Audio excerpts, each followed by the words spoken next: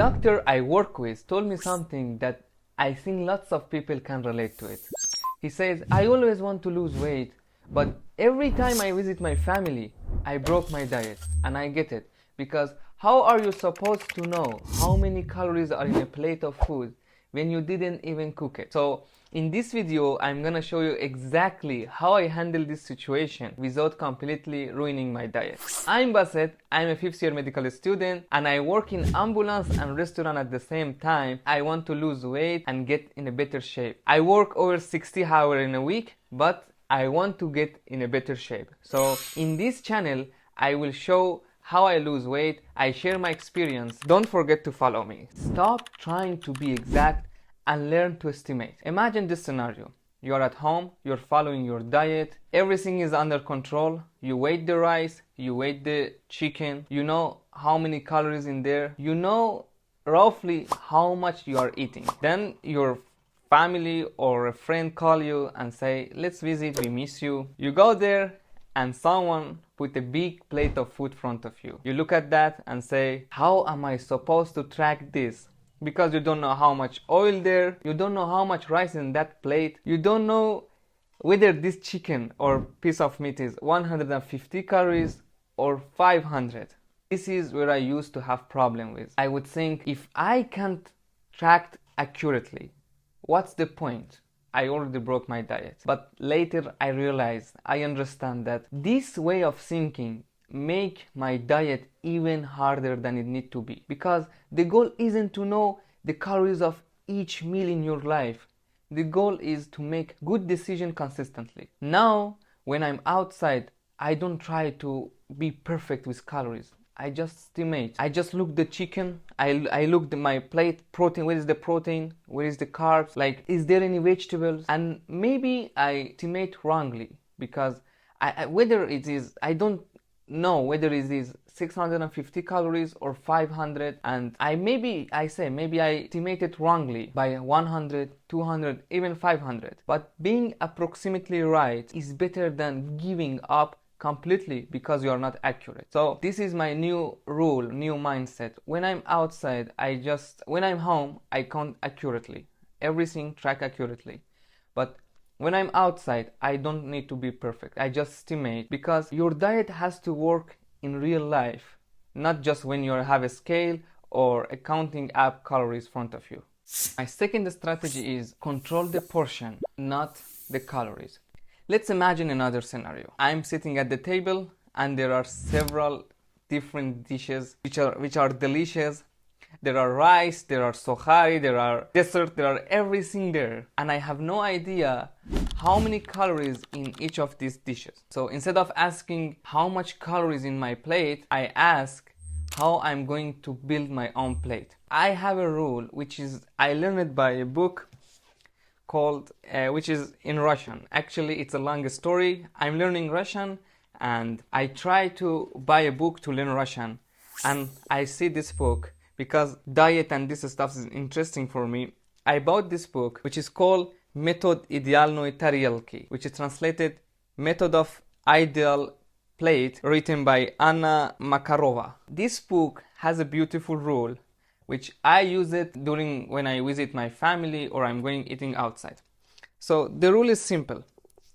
I just divide my plate. One part or half of my plate is, if there are available vegetables, I fill about half of my plate with vegetable, like tomatoes, cucumber, salad, different vegetables. Another half I make it by protein and carbohydrate. One quadrant by protein, such as chicken breast, meat, tuna, fish, different protein like cottage cheese. Another quadrant I fill it with carbohydrate, such as potatoes, macaron, bread, and everything which is carbohydrate. I don't remember all of them. Basically is half of that by vegetable, one quadrant by protein, and another quadrant by carbohydrate. But sometimes when you visit or when you go to the restaurant, there are not available vegetable. There are not that much vegetable. So what I'm going to do, I'm going to sit there and say, I will not eat because there are not vegetable. Not, of course.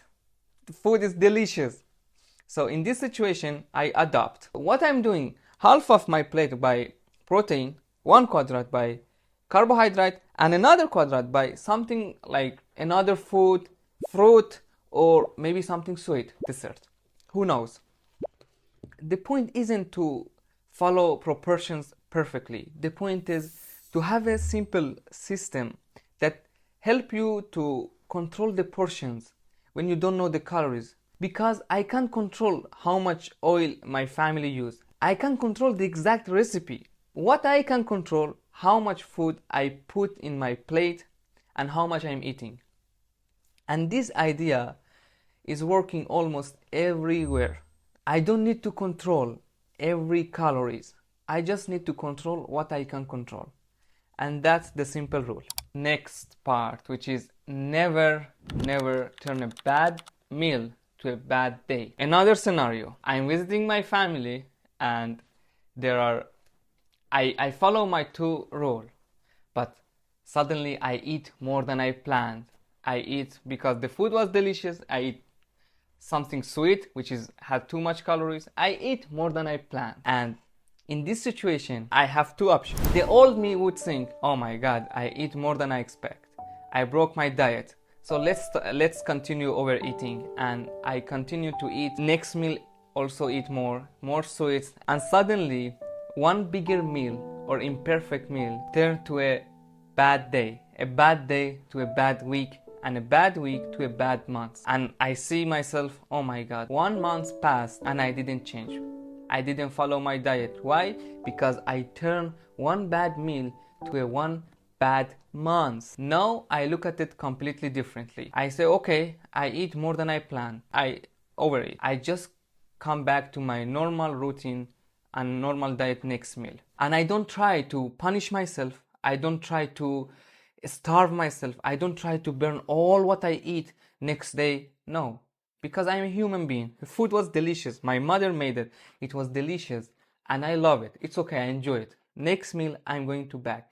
Because the danger isn't to have a one imperfect or big meal once. The danger is to turn one big imperfect meal to an excuse to give up completely. And this is the biggest lesson I have ever learned. Because you don't need to be perfect to stay on track. You just need to know how to get back on the track after a big meal, when you did something wrong, when you had a bad day, when you did a mistake. You shouldn't turn one bad meal to a big meal. And now simply these my 3 rules. Don't try to be exact and estimate. Control the portion, not the calories. And third, never turn one bigger meal to a bad day. And together these rules helping me to enjoy my diet and be on the track, and I love it. I hope this video help you guys, because this strategy is helping me to stay on the track. And if you have an idea, if you know any other strategies which you use or which can help me and help other, write in the comment, and don't forget to like and follow. See you next video.